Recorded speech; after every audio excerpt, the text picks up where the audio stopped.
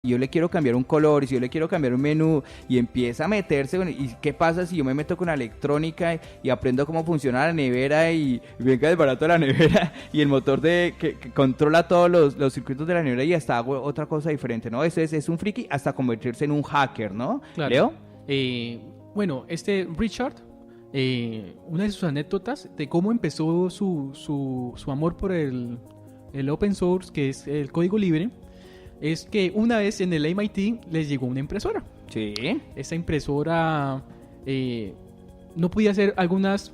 impresiones. Sí, digamos que sí, algunas cosas. Entonces Richard le pidió al vendedor que por favor le cediera los códigos de la impresora para adaptarlo a sus necesidades. Claro, porque pensaban que el problema estaba en el programa que ejecutaba la impresión y él decía que no, que su programa estaba bien, que el problema estaba con los drivers y los controladores de la impresora. Por eso pidió el fuente, ¿no? Entonces el vendedor, que, o sea, ¿cómo se le ocurre? Yo no le puedo dar eso. Entonces desde ahí comenzó como que, sí, entonces voy a comenzar yo desde cero mi propio sistema y... Exacto, lo motivó porque también yo, pues en un artículo que escribí una vez referente a Richard Stallman, lo llamé y lo asocié como el Che Guevara de la tecnología. El tipo es un revolucionario, ¿no? Él es un izquierdista desde el buen punto de vista, que está en contra de todo lo tradicional, y porque también es cierto que en la época de los 80s, finalizando 70, 80s y empezando algo de los 90s, el mundo de la tecnología estaba monopolizada por la gran industria, ¿no? Teníamos a IBM, teníamos a NCR, teníamos muchas empresas, sus inicios de Microsoft, o sea, había alguien dueño, y ese dueño sacaba un programa y era para venderlo, o sea, la motivación era netamente económica, y esto fue lo que marcó como la iniciativa de Richard y decir, ¿por qué no la tecnología puede ser para todo mundo? Y eso lo llevó a empezar a trabajar en Geneo, ¿cierto, Leo? Sí, o sea, una de sus frases más, que lo más que lo caracterizan es que el usuario merece que sea obligatorio que se le respete su libertad. Entonces, cuando uno compra cualquier producto, refiérase a software, y que uno no pueda hacerle unos cambios que uno necesite, bueno, si uno sabe, obviamente, pues porque no te vas a poner a cambiar algo que sirve y solamente para saber y cambiarlo por cambiarlo, no. O sea, unos cambios que... Una mejora. Sí, hablamos de mejoras.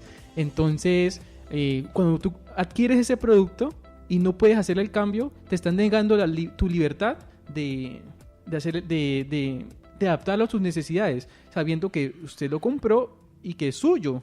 Entonces, él dice eso, que es obligatorio que se te respete tu libertad de cambiarlo. Y algo súper interesante es que él entendió algo y nos lo transmitió, y ahora mucha gente lo utiliza, y es que el aprendizaje o el conocimiento no es de una sola persona, el conocimiento es colectivo, sí, señor, y es colaborativo, y todos llegamos allí, y por eso él también dijo, yo no voy a hacer algo y voy a caer en el mismo tema que han caído todos, decir, esto lo hice yo, entonces esto es mío, y entonces así lo ponga libre o gratis, porque ahorita vamos a hablar de la diferencia entre libre y gratis, sigue siendo mío. No, él precisamente montó algo que en este caso vamos a explicar lo que es el kernel de un sistema operativo, porque los sistemas operativos eran propietarios, lo que hace que el hardware interpreta el software y que nosotros podamos interactuar a través de una interfaz gráfica, como por decir, nosotros poder habilitar nuestro celular, hacer una llamada, utilizar un icono. Esa interfase hombre-máquina la interpreta el sistema operativo, lo lleva al lenguaje máquina y él es el que realmente hace la ejecución. Entonces él se inventa ese corazón o núcleo del sistema operativo, se llama kernel, ¿no? Sí, señor. Él se inventa el kernel con base en Unix, pero lo hace con los comandos básicos y lo pone libre para que la gente que también sepa de programación pueda participar y mejorarlo, ¿verdad? Sí, señor. Cristian está todavía preparando la siguiente sección, pero y bueno, entonces ¿dónde entra este señor Linus Torvald en toda la historia de Linus, que por qué lo conocemos como Linus? Bueno, resulta que el señor Linus Torvald en Helsinki, Finlandia. Sí, él estudiaba ya en esa época. ¿Quién? Bueno, el Linus Torvald, ¿no? Linus Torvald, pero eso es que el pingüinito, ¿no? El pingüinito es de allá. Bueno, resulta que él estaba necesitando unas cosas de utilizar el sistema operativo que había subido el señor Richard para unas actividades que él necesitaba. Era su proyecto de grado. Él estaba desarrollando su proyecto de grado con un tema algo parecido a la domótica, poder controlar un dispositivo electrónico, pero en esa época ningún sistema operativo existente o comercial podía instalarse allí, ni estaba diseñado para eso. Él estaba varado en su proyecto de grado, sí, ¿no? Entonces lo que él hace es mejorarle y darles algunas nuevas funcionalidades al kernel para poder utilizar, para poder satisfacer lo que no podía hacer como lo que estaba antes. Total, o sea, él pudo tener el código fuente, agregarle nuevas funcionalidades a lo que él necesitaba. O sea, para él lo que hizo Richard Stallman fue la maravilla, hacer un kernel, porque no es fácil, ¿verdad? No. Él encontró el kernel, lo descargó porque es bajo el digamos lo que caracteriza esto es todo el concepto de software libre, de que lo hago, lo pongo a disposición. Lo único que pido es que se me respeten los derechos de autor, porque él sí es claro en eso, ¿no? Si tú haces una modificación, haces algo, lo arreglas, pues que se diga que esa persona lo hizo y se respete ese concepto, ¿no? Y es libre, pero no quiere decir que sea gratis, y ahí quiero hacer una claridad, porque tu conocimiento no es... O sea, es una decisión tuya si tú sabes algo, ayudas a alguien y cobras por ese servicio. Ese es otro paseo. Entonces tú puedes usar un software que sea libre, pero la aplicación, la implementación, la capacitación o todas las modificaciones que tú hagas, o sea, en el momento de que se lo des a alguien, pues ya es un tema que tú decides si lo cobras o no. Entonces es una mala interpretación que la gente tiene cuando le dice gratis, tal vez porque en el anglosajón free, en el español cuando la traducimos la gente pone gratis, y resulta que el concepto de free es un concepto de libertad. Ese es el verdadero concepto del software libre, es un software free. Y Linux lo que hace es tomar ese software free, hace unas modificaciones, y como las personas que hacían ciertas modificaciones, digamos, que eran como válidas, como no solamente cambiar una letrica o algo así, sino agregar cosas de valor, claro, entonces le podía colocar su nombre, y él lo llamó por Linux, de su nombre Linux, y terminó con la X del Unix, Linux, y aparte todo le puso el pingüinito, porque algo sí que le falló a Richard Stallman fue un asesor de imagen, ¿no? Sí. Richard Stallman, porque él nunca lo vio como en ese punto, pero Linux le pegó, tal vez puso el pingüinito, lo llamó Linux, porque GNU era como un nombre muy técnico, por decirlo así, la gente no impactaba en nuestra mente, claro. Y a él sí, entonces mucha gente asocia a Linus Torvald como el creador de Linux, y él lo que hizo fue tomar lo que ya existía, que hizo Richard Stallman, modificarlo, y de allí arranca todo el concepto del software libre, ¿no? Sí, y bueno, en la actualidad uno cree que el Windows, que es como el sistema operativo que todo mundo usa, uh-huh, es el que más está en el mundo, y pues resulta que no. Linux ha comenzado a coger parte de este mercado. Y gran parte. Sí. Y gran parte. Por ejemplo, no nos vayamos lejos, los celulares, eso está...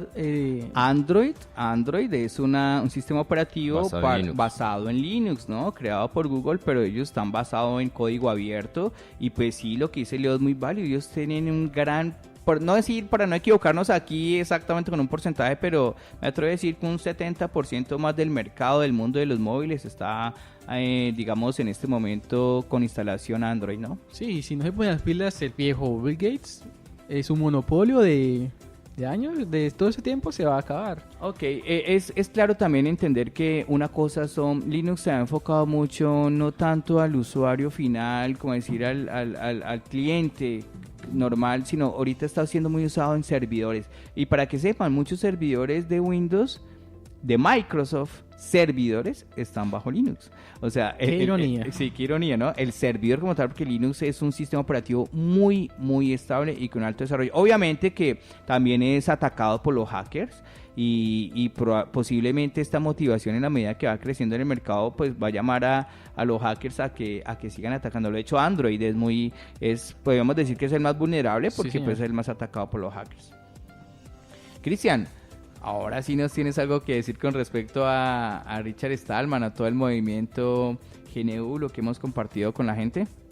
Pues tengo un poco su ideología. Aquí tengo la ideología de él. Pues él tiene una posición no remunerada como investigador en el MIT, Sí.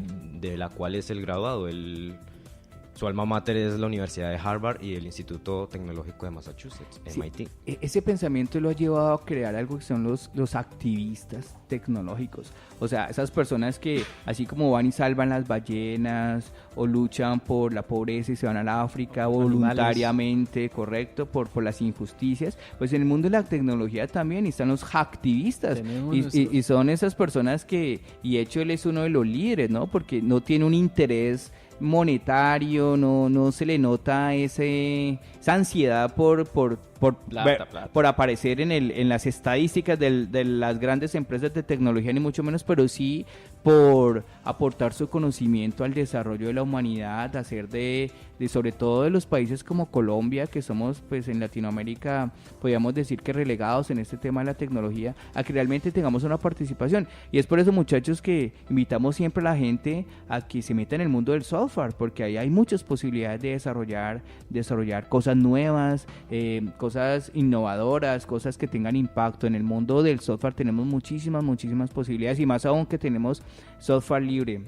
Sí, invitamos a todos los radioescuchas a que no les dé miedo, intenten instalar un Linux. Un día de estos hacemos un taller, de hecho en el semillero lo estamos trabajando, talleres de instalación de Linux para que la gente de medicina, de administración, en vez de piratear, pues aprenda a instalar un software que es legal y no va a entrar Sí. en el mundo de la piratería y tome decisiones, ¿no? Sí, que comienza a acostumbrarse a ese ambiente de Linux, como nos creamos bajo siempre Windows. Entonces es un choque hacer... Uno sale de la zona de confort. Y del Windows pirata. Eso es otro tema. Sí, porque uno busca un Windows y va a algún sitio que le instalen y es el pirata. ¿No? Y los riesgos que corren, ¿no? Claro. Los riesgos que corren porque tú no sabes esa distribución con cuántos malware o virus pues informáticos maliciosos ya viene incluido. Muy bien. Estás escuchando la radio USC. Sintonízate con el mundo. Es momento de entrar en modo cuántico. Gadgets tecnológicos en cuántico. Bueno, comenzamos esta nueva sesión sobre los gadgets tecnológicos y es sobre esas pequeñas herramientas que nos sirven para darle una funcionalidad a nuestro celular. Bueno, aunque también son para el celular, también son para el computador, pero vamos a empezar por ahora con los celulares. Entonces, hay para los que les gusta ir al celular por todo lado, que al baño, que a comer en la mesa, existe un gadget que se llama NanoHold, que este es como si fuese una pegatina que se adhiere a tu smartphone en la parte de atrás y se pega a cualquier superficie lisa. Este NanoHold se garantiza de que no se te va a pegar, digamos, polvo, o si tú lo pegas a la mano, o sea, no es pegajoso, solamente se adhiere a superficies lisas. Por ejemplo, la pared, la cama, el espejo. Si lo pones en la mesa y si lo tienes conectado, no falta que pase por el cargador y te tumbe el celular. No, pues con el de ese NanoHold, tu celular va a quedar fijo en... Un soporte. Eso no es un soporte. Pero es básicamente eso. ¿O qué más hace? No es un soporte. Entonces, este NanoHold se puede adquirir por $13 en Amazon. Voy a hablar de Atari Box, que es la nueva consola de Atari que correrá con un sistema operativo Linux. ¿Y cómo es esta? Y montado con un procesador AMD y un gráfico Radeon. ¿Y qué es un Atari que chiquitico? ¿No sabes qué es un Atari? No, lastimosamente nunca pude tener una consola en mi casa. Un Atari, pobre. Un Atari es una consola, pues que era muy usada en los 80s. Sí, Atari fue una de las primeras empresas que empezó en el mundo del desarrollo de videojuegos, una empresa americana. Yo tuve la fortuna